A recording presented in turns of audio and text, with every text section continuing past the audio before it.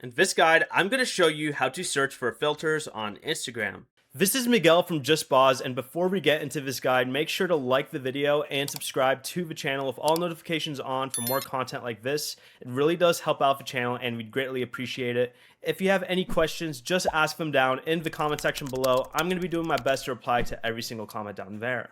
First, open the Instagram app and then tap the plus icon in the top left, then select Story. And from here, you'll want to open the camera.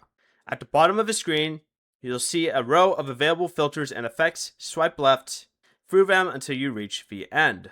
At the very end, you'll see this Browse Effects option here. Go ahead and tap on this. And from here, you can press the search icon in the top left and search for any filter you're looking for. Select an effect to preview it, and you can then use it immediately or save it so it appears with your other filters. Before you leave, remember to like the video and subscribe to the channel with all notifications on for more content like this. It really does help out the channel and we'd greatly appreciate it. And if you did have any questions, just ask them down in the comment section below. I'm going to be doing my best to reply to every single comment down there. Peace.